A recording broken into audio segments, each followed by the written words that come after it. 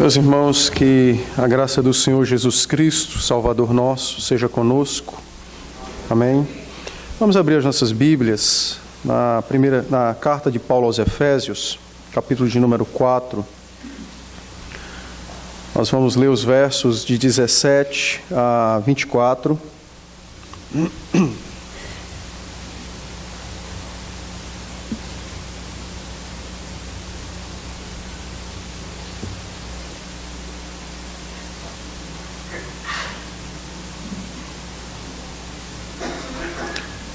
Carta de Paulo aos Efésios, capítulo 4, os versos de 17 a 24.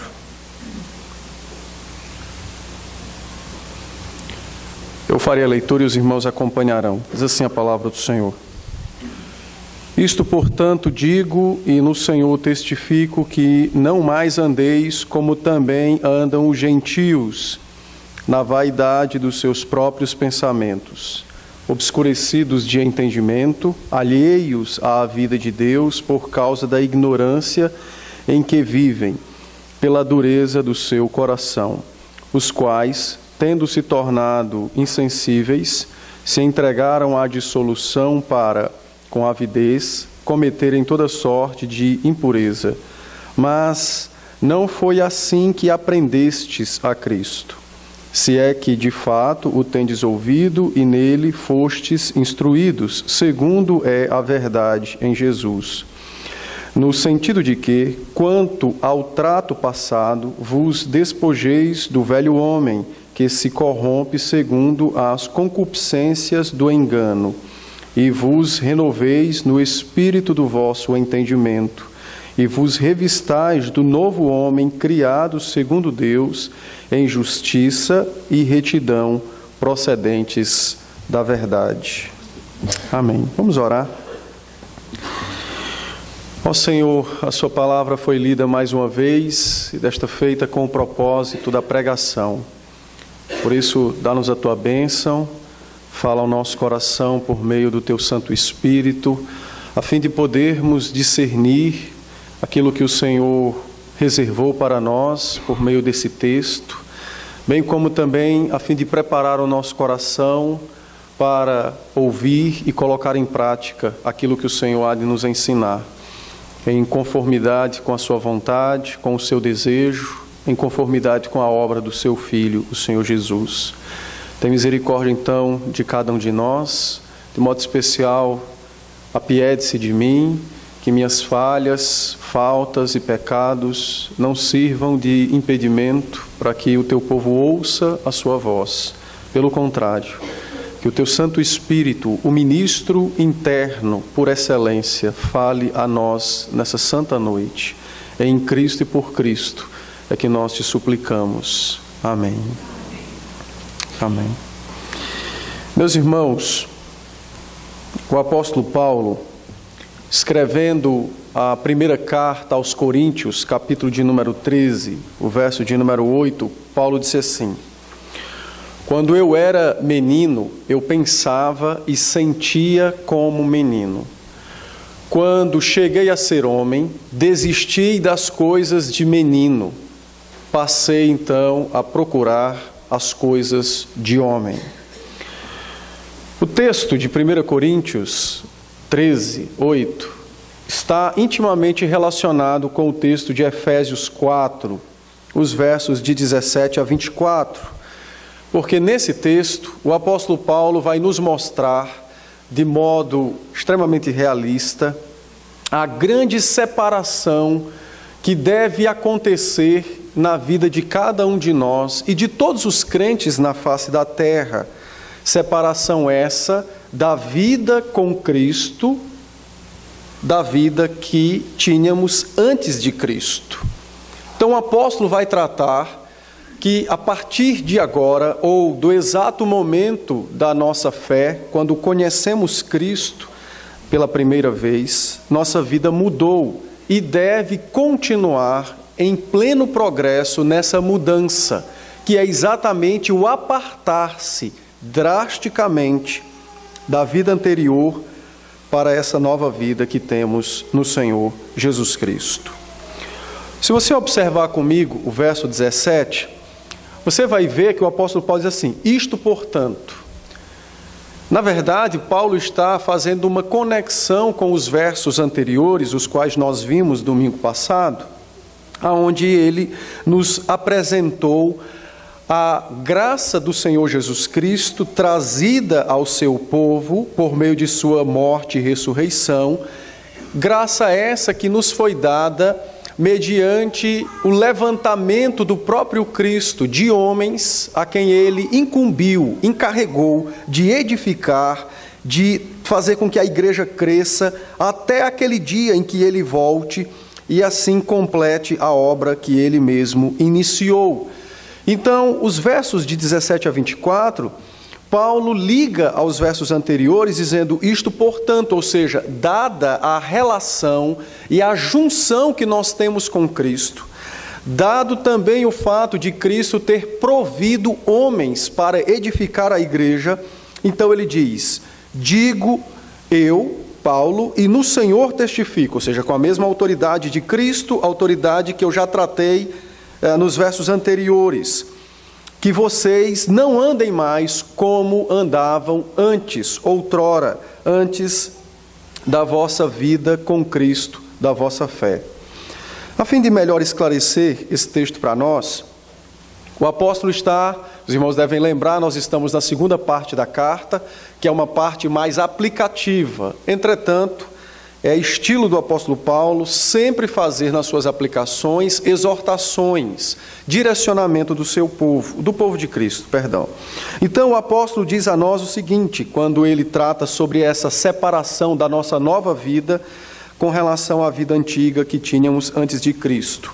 Ele está aplicando o capítulo 2, os versos de 1 a 10, que nós já vimos alguns domingos atrás, e também está aplicando o capítulo 4, os versos de 1 a 3, quando nós tratamos sobre o padrão da vida cristã, agora, o padrão esse especificado ou deixado para nós na pessoa do Senhor Jesus Cristo. Então ele está aplicando esses textos e falando então dessa necessidade de separação drástica da vida antiga, dessa nova vida que nós temos em Cristo Jesus. O próprio Senhor Jesus Cristo tratou sobre essa questão quando ele, falando aos seus discípulos no Evangelho de Mateus, capítulo 7, os versos 13 e 14, os irmãos depois podem ler, quando certa feita perguntaram ao Senhor Jesus como funciona para chegar ao céu. E o Senhor Jesus disse que o caminho para o céu é estreito e a porta é extremamente apertada. Muitos são aqueles que se lançam em direção a esse caminho e a essa porta, porém poucos são os que acertam o caminho e adentram os céus por essa porta. Ora, nesse texto de Mateus 7, o Senhor Jesus está tratando exatamente do que Paulo vai tratar nesse texto que lemos aqui em Efésios, que é sobre a distinção entre o crente e o descrente, que é sobre a distinção da vida do homem que vai para o céu e da vida do homem que não vai chegar aos céus. Possivelmente, Davi foi quem escreveu o Salmo de número 1, e os irmãos conhecem melhor do que eu o Salmo 1. E o Salmo 1 mostra um contraste entre a vida do crente, do santo, e a vida daquele que não é crente e não é santo. O santo, tudo que ele faz é bem-aventurado. Ele é como uma árvore plantada junto a ribeiros de água. Suas folhas não murcham, os seus frutos são dados sempre nos tempos certos. É algo extraordinário. Porém, no Salmo 1, a partir do verso 4, diz: os ímpios não são assim. São como palha dispersa pelo vento, reservada para juízo e para fogo. A mesma coisa é o que Paulo nos diz no texto de Efésios, os versos de 17 a 24, o texto que nós lemos. Ele diz assim: meus irmãos, vós não sois mais como antigamente. Agora vocês estão em Jesus Cristo, são parte do corpo de Cristo, pertencem a Cristo. Por esta causa, vocês não podem mais viver como viviam antigamente, na vaidade dos seus próprios pensamentos.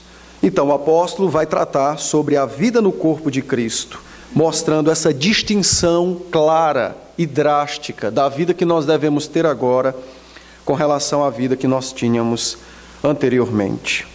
Se os irmãos perceberem, o apóstolo Paulo, principalmente nessa carta aos Efésios, ele bate muito na tecla sobre a nova humanidade, ou alguns acreditam que seja uma terceira raça dentro da humanidade, porque especificamente Paulo trata sobre os judeus e sobre os gentios. Em outras cartas ele fala sobre judeus e bárbaros, escravos e livres. Então, a princípio, o apóstolo, a fim de instruir a igreja, divide a terra em duas partes: o povo da aliança, ao qual se perdeu na sua incredulidade, conforme nós lemos agora em Mateus 23, e o restante do mundo. Porém, agora o apóstolo chega e diz: não existe mais essa distinção de judeus e o resto do mundo.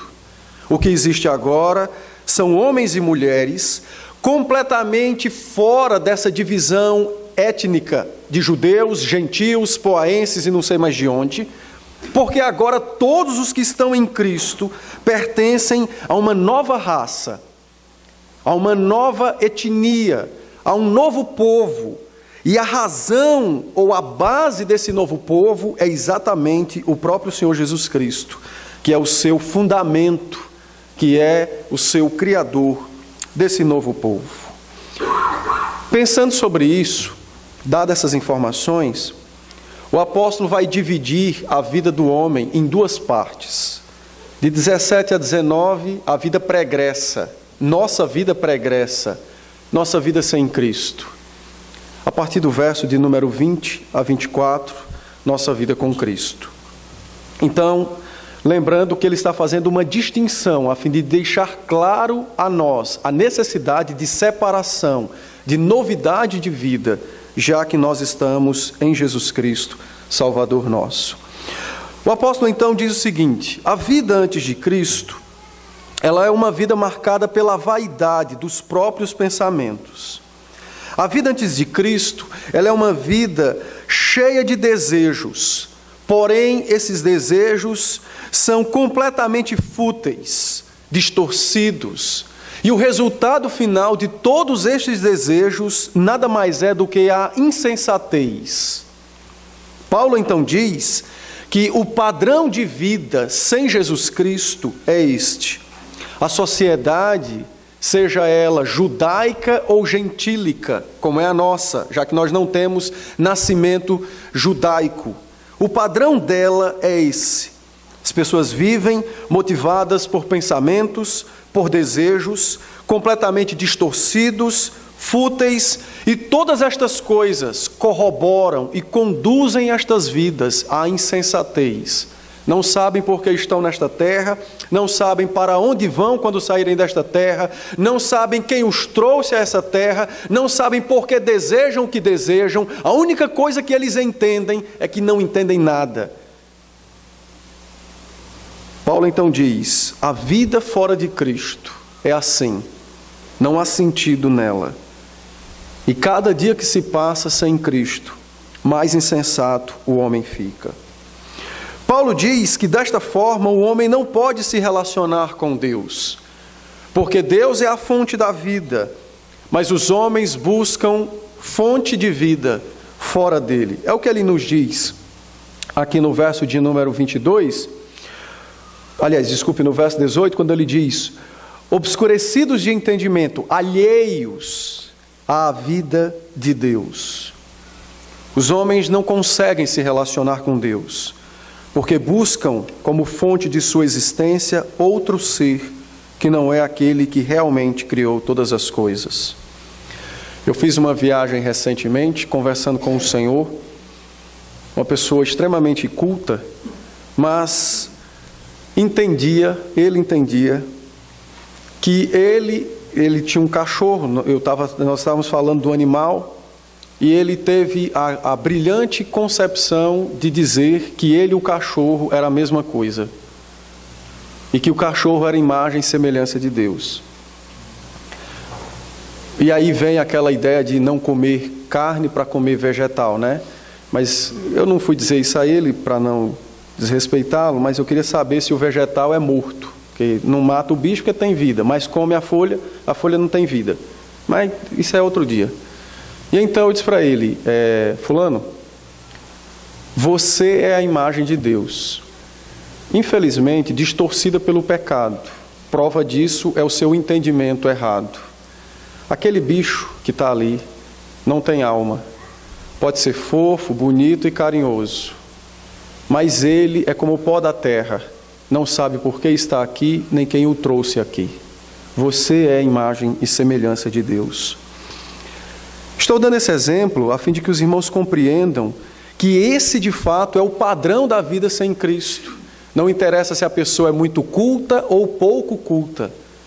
Sem a fonte da vida, que é Deus, os homens são completamente ignorantes e corrompidos nos seus desejos pecaminosos. E nós um dia fomos assim. O apóstolo então diz que os gentios ou os incrédulos, os homens sem Deus, acumulam culpa em suas consciências e corações. Esta culpa, por sua vez, é aumentada pela prática do seu pecado diário, o que o conduzirá a uma ignorância e dureza de coração. Observe comigo no verso 18, quando ele diz, obscurecidos de entendimento, é a palavra para negridão. Está completamente escuro, não existe um facho de luz, não há um brilho sequer que direcione a mente e o entendimento dessas pessoas.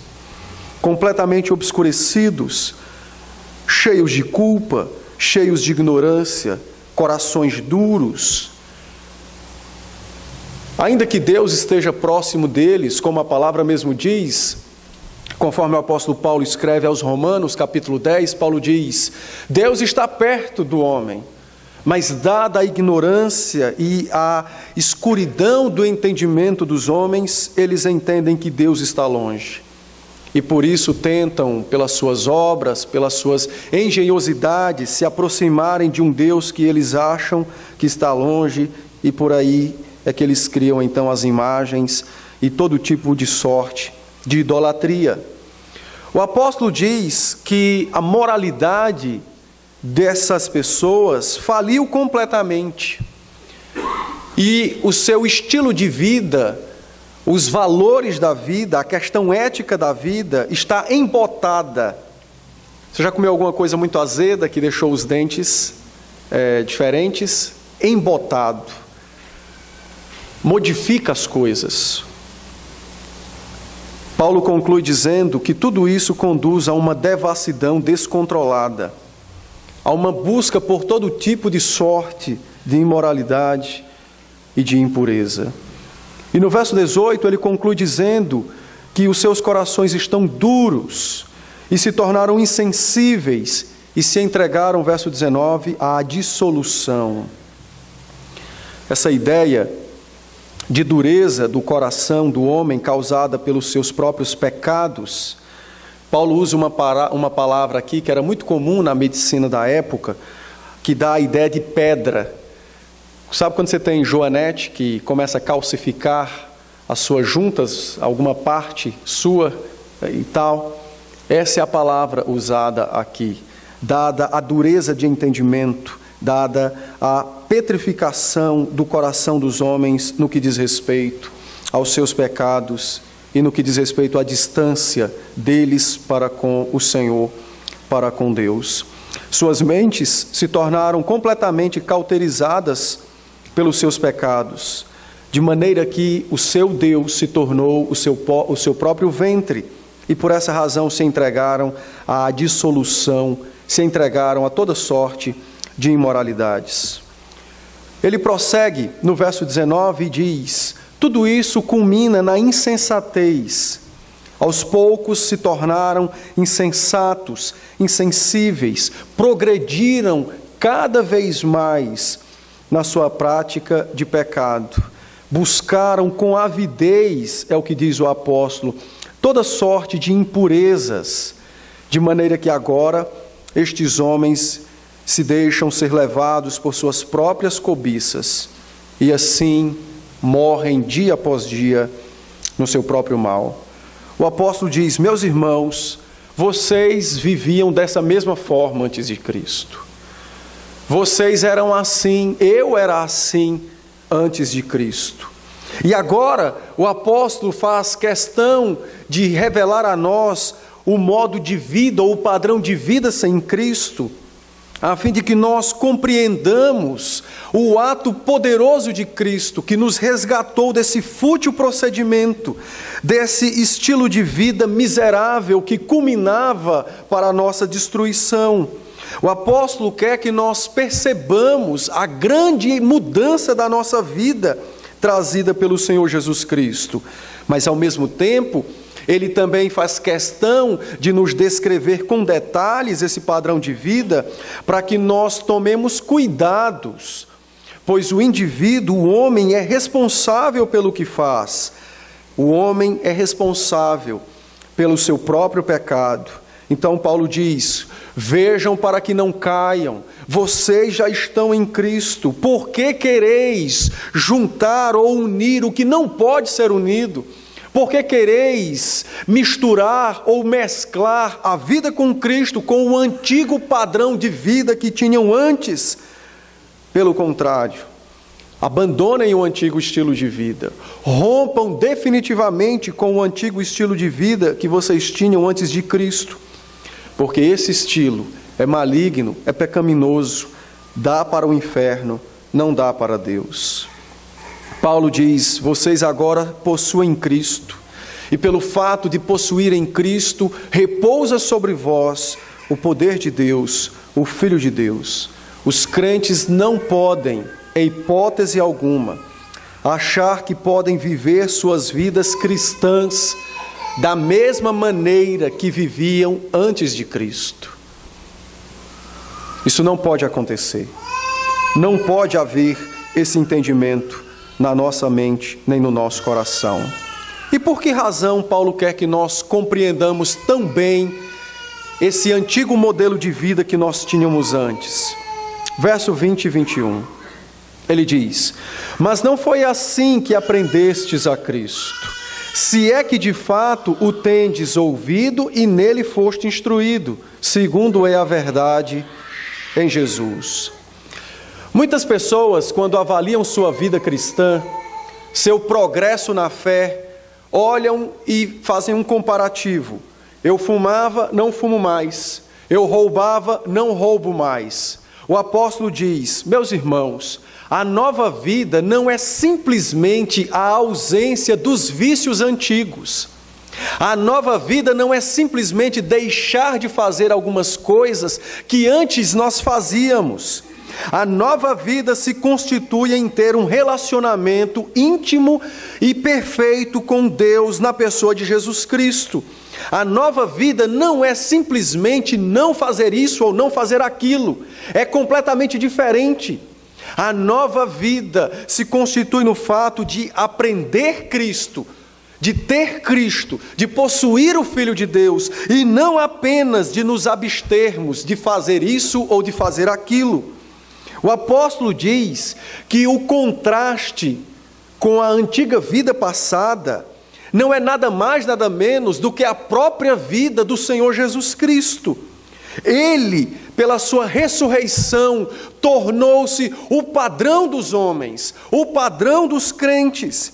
Ele, pela sua ressurreição, tornou-se agora o ideal de cada um de nós. Então não é simplesmente não fazer isso ou não fazer aquilo, mas é exatamente estar unido a Cristo de tal maneira que a santidade da sua natureza humana, natureza de Cristo, seja também a nossa santidade, seja o nosso ideal de vida, seja a maneira de nos portarmos.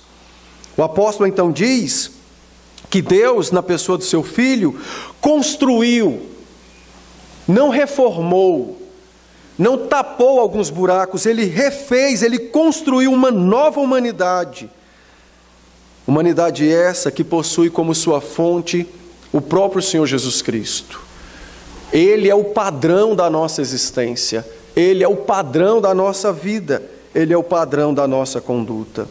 Por esta razão, o apóstolo Paulo usa a expressão aprender de Cristo.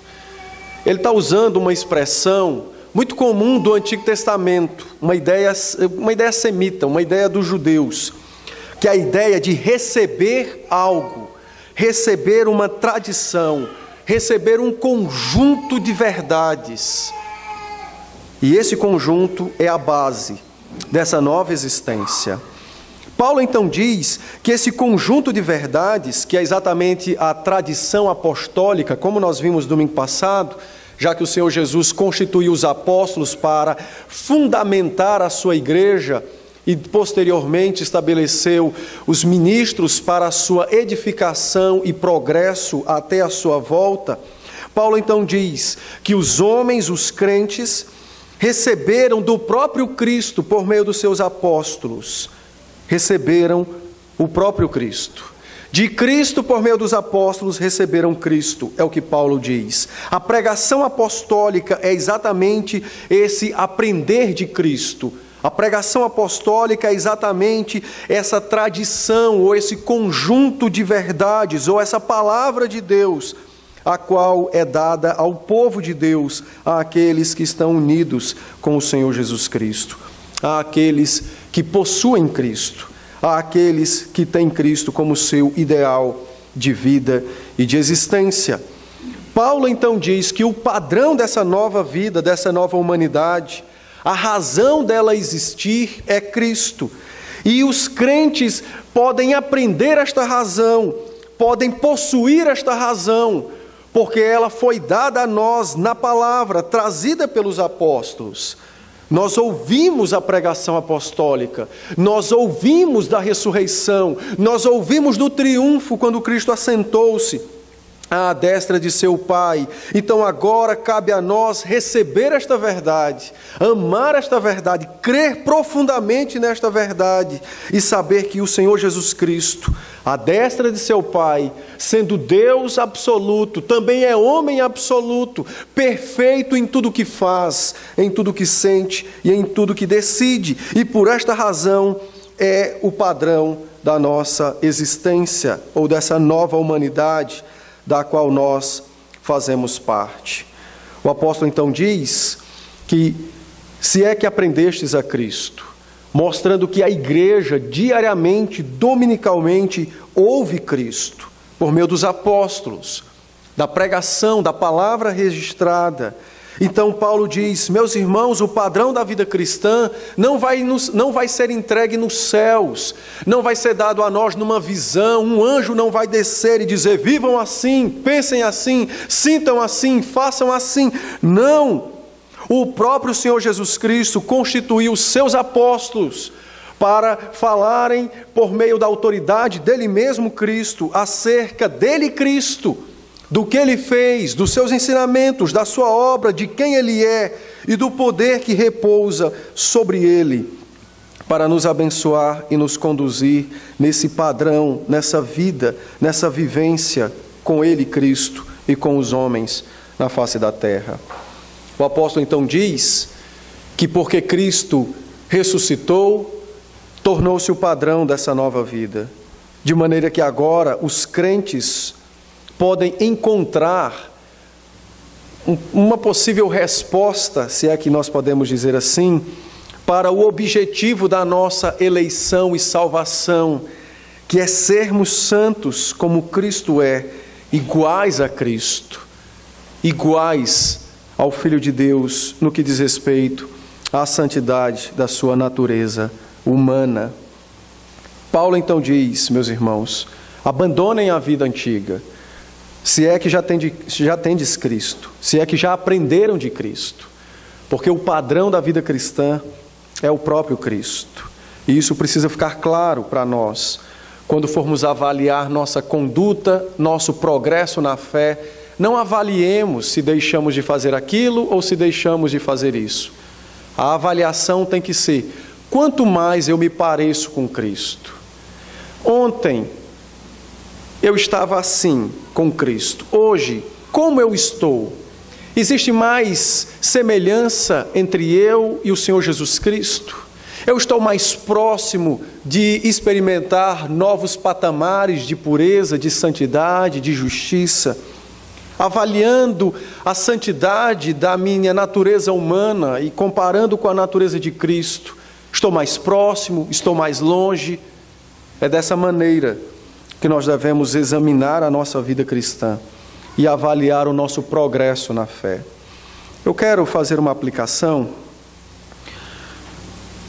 O apóstolo Paulo, quando fez questão de descrever em detalhes o padrão da vida dos descrentes, mas falando para os crentes, Paulo dá uma ênfase devido à realidade da nossa vida enquanto estivermos nessa terra.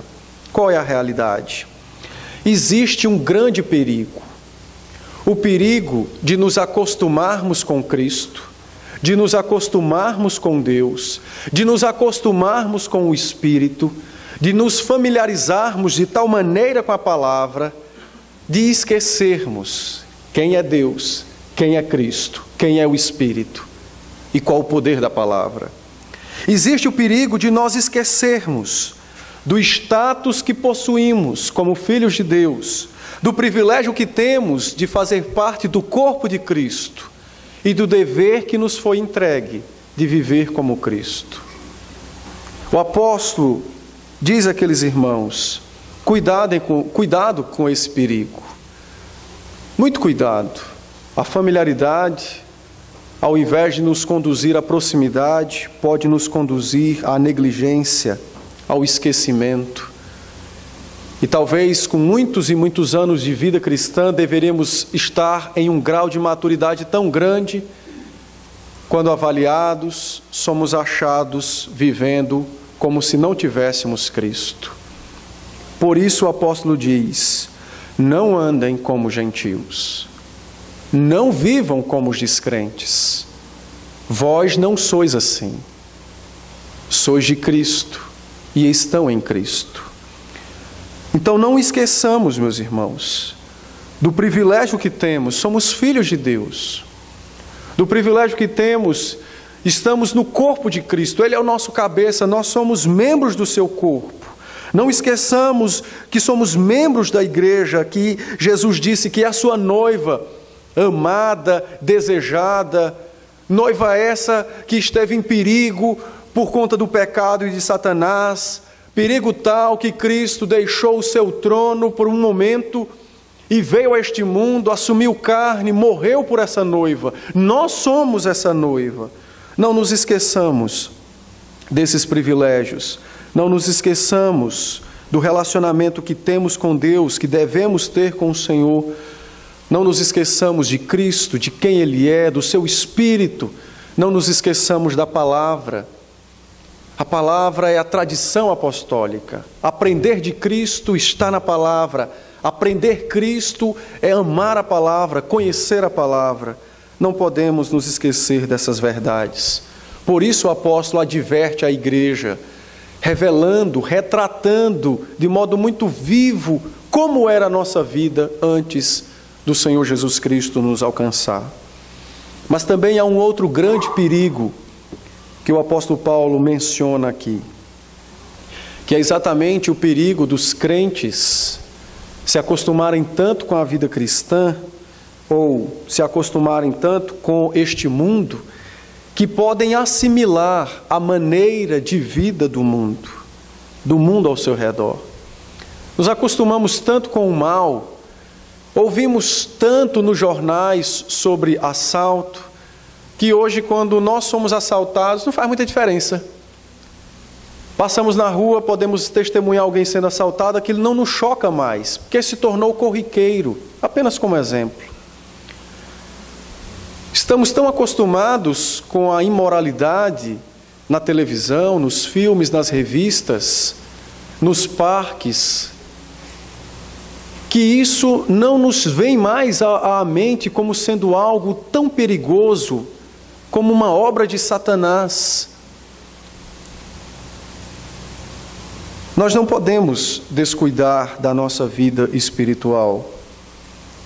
Temos que entender que existe esse perigo de assimilar a maneira de vida deste mundo, mesmo possuindo Cristo, de querermos mesclar, pincelar coisas daqui e dali e montar um conjunto para a nossa vida. O apóstolo diz: não, não. O padrão da vossa vida é o Filho de Deus. A santidade que nós devemos buscar alcançar, perseguir, é a santidade da natureza humana do Senhor Jesus Cristo. Nada menos que isso. Nada menos que isso. Precisamos lembrar, meus irmãos, da nossa conversão, do nosso batismo, da nossa união com Cristo, do peso que isso traz. Precisamos trazer à memória estas verdades, para não corrermos o perigo de sermos achados como aqueles que absorveram o estilo de vida ao seu redor. Por esta razão, por estas razões, melhor dizendo, o apóstolo adverte aqueles irmãos: meus irmãos, não vivam como antes, pelo contrário, vossa vida é Cristo, vós estáis em Cristo. Os versos então, de 22 a 24, Paulo descreve a vida cristã. E então ele diz o seguinte: ele retrata a vida cristã como sendo uma luta, ou na verdade um conjunto de ações. É como se fosse trocar de roupa, vestir roupa, melhorar a roupa. É essa a cena, vocês vão entender. Então ele diz, verso 22: quanto ao trato passado com a vida anterior, despojeis do velho homem, despir, tirar a roupa, tirar as vestes sujas do pecado, remover as práticas antigas que possuíamos antes de Cristo. Se antes tínhamos desejos fúteis, nossos desejos agora são pautados pelos interesses de Cristo. Se antes nossos corações eram duros pelo pecado, devemos ser agora sensíveis à voz de Cristo. E sensíveis a tal maneira de possuirmos habilidade para perceber o mal antes que chegue até nós. Então Paulo diz: tirem as roupas velhas, arranquem as roupas sujas do pecado, joguem isso para longe de vós. Tirem essas coisas de vós. Vocês precisam romper radicalmente com a vida passada. Vocês precisam romper drasticamente com aquela vida de ilusão, de engano, que consistia tão somente no fim da vossa vida, na morte, na destruição. A segunda coisa que o apóstolo diz, ele diz assim no verso de número 22, despojando-se do velho homem, que corrompe-se, ou que se corrompe segundo a concupiscência do engano, desejo para o engano. Então esse velho homem está corrompido segundo o engano. Verso 23 ele diz: e vos renoveis no espírito do vosso entendimento. O apóstolo diz que os crentes vivem pela fé, através da fé. A vida dos crentes é nova em Jesus Cristo. A ideia do verso 23, renoveis no espírito do vosso entendimento, é fazendo exatamente uma lembrança da nossa conversão, do nosso batismo. O batismo simboliza o nosso novo nascimento. Então o apóstolo diz: renovem-se no entendimento de sua conversão, ou seja, tragam à memória quem vocês são.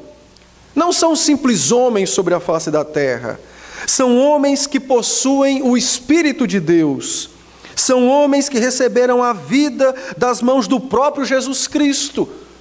Foram aceitos na família, receberam o nome do próprio Deus. O batismo é um sinal de que tudo isso aconteceu. Então renovem-se no vosso espírito, no vosso entendimento. Os crentes precisam diariamente renovar-se, trazer à memória quem eles são, o que habita dentro deles, o que foi feito por eles e para eles, e quem fez tudo isso? Há uma discussão, com base nesse verso, de que esse renovar seria do Espírito Santo agindo no coração dos crentes. Mas o apóstolo nunca usa essa expressão espírito com mente, referindo-se ao homem. Então é o seu espírito, ou seja, é a sua mente, é o seu coração que ele diz, renove o seu coração. É seu dever buscar os céus, é meu dever querer os céus, é meu dever desejar Cristo, é meu dever odiar este mundo, odiar o pecado, odiar Satanás, é meu dever, deve haver isso em mim. Eu não posso renovar o meu espírito em Cristo desejando o contrário do que Cristo deseja. Eu não posso crescer na fé buscando fazer aquilo do qual o meu Cristo jamais faria. Então Paulo diz, meus irmãos, a vossa vida precisa ser renovada todos os dias. Não é que você vai viver uma experiência cristã nova todo dia, não. O que Paulo está dizendo é que a vossa vida é nova. Nós não somos mais escravos dos desejos enganosos que culminavam na destruição. Agora nós somos livres para amar a Cristo. Nós temos liberdade para viver com Cristo e para Cristo. Então todo dia é um renovo, porque todo dia as misericórdias nos alcançam, todo dia o Espírito nos ministra pela palavra, todo dia eu abandono este mundo e o velho homem, e todo dia eu me visto mais de Jesus Cristo. Então renovem-se, é o que Paulo diz. Renovem o seu coração, renovem a sua fé. O homem interior, o homem que vocês receberam em Jesus Cristo, o vosso coração de pedra foi mudado para um coração de carne. Então esse coração, ele precisa bater e pulsar poderosamente por Cristo e pelas coisas de Cristo, pelo seu reino, pelos interesses de Cristo. Então renovem-se. Há um renovo que nos aguarda todo dia. Tiago, escrevendo a sua carta, no capítulo 1, diz, meus irmãos, peçam sabedoria a Deus, Deus lhes dará, sem improperar, ou seja, sem jogar na cara. Por que Deus faz isso? Porque há um renovo nos aguardando. Todos os dias há uma porção da bênção divina destinada a nós, e cabe a nós ir até os céus em oração, e dizer, Pai, eu quero ser menos deste mundo e mais Teu. Eu quero ter menos desta terra e mais dos céus. Eu quero ter menos de mim mesmo para ter mais de Cristo. E certamente Deus ouvirá a nossa súplica e nos dará mais do seu Espírito, como Ele mesmo prometeu, escrevendo, o apóstolo João escrevendo o seu Evangelho, no capítulo 14 disse, tudo que vocês pedirem com fé, o meu Pai fará. Deus jamais irá negar tal súplica a nós, de verdadeiramente nos aproximarmos dEle e dizer, Senhor, faz-nos cada vez mais parecidos com o Teu Filho. Mortifica cada vez mais nosso velho homem, vivifica cada vez mais o Teu Espírito em mim. Esta súplica certamente não voltará sem a resposta positiva do nosso Deus. Então, na vida cristã, nós rompemos radicalmente com a velha vida e todos os dias buscamos a nova, em Cristo, batendo aos céus, por meio da oração, lembrando do nosso batismo, da nossa conversão, de quem somos e quem habita em nós. Terceiro, Paulo também nos diz no verso 24, ele diz assim, e vos revistais do novo homem. Lembra da ideia de tirar a roupa? Você tirou a velha, agora você veste outra. Vestir-se do novo homem, criado segundo Deus em justiça, retidão, procedentes da verdade. É bem verdade, e é isso que o apóstolo deixa para nós aqui, que essa nova humanidade foi criada por Deus para ser diferente dele? Não. Para ser como ele é. Olha o texto. e vos revistais do novo homem, criado segundo Deus. Deus nos criou em Jesus Cristo para sermos como Ele. Não seremos deuses, não é isso que o texto está dizendo.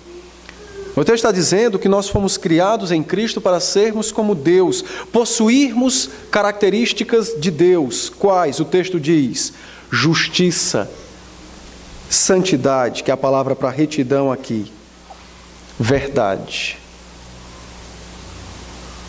Se os irmãos lembrarem, há um outro texto na Bíblia que fala de criação, não tem? Gênesis 1:26 diz que nós fomos criados segundo a imagem e semelhança de Deus, correto? Pois bem, o apóstolo Paulo está dizendo para nós o seguinte, que o Adão do Éden não era o verdadeiro homem. O verdadeiro homem é Jesus Cristo. Porque nós fomos criados nele para sermos literalmente semelhantes ao Deus que nos criou, possuindo justiça, santidade e verdade. Cristo é o verdadeiro Adão. É por isso que o padrão da nossa vida não é outro a não ser Cristo. E é por esta razão que antes de possuir Cristo, nossa vida era uma desgraça. E agora que temos Cristo, ainda que derramemos lágrimas nessa terra, não derramamos nenhuma delas sem Ele. Ele está conosco em tudo isso, a fim de que nós estejamos com Ele, aonde Ele está agora, no seu reino de graça, glória e majestade, assentado à destra de seu Pai, reinando sobre todas as coisas. Também nos porá lá, para vivermos com Ele e reinarmos com Ele. Então, maravilhosamente, Paulo diz, o padrão da vida cristã, o padrão da nossa santidade, é a santidade do Senhor Jesus.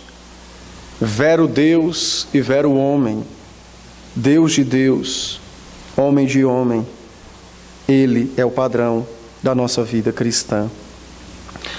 Um puritano, certa vez, comentando, não esse texto, um outro texto, ele disse assim: nos céus há um coração de carne que vela por nós.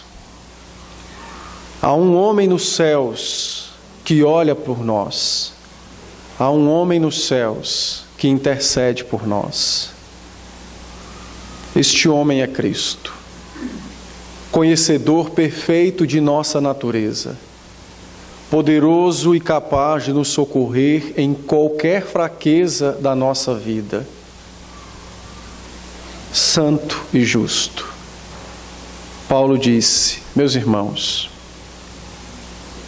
vossa vida tem que ser como a deste homem, porque um dia vossos corações também estarão nos céus.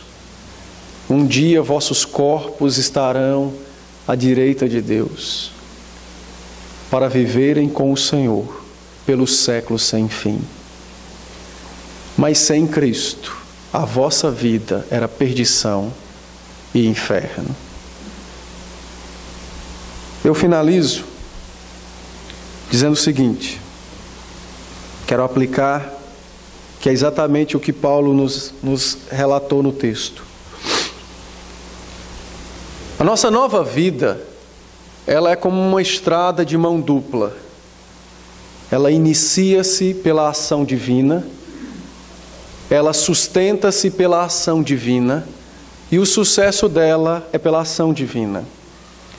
Mas do outro lado da estrada estamos nós, a quem Deus atribuiu responsabilidade de desejar essa vida cada vez mais com Cristo.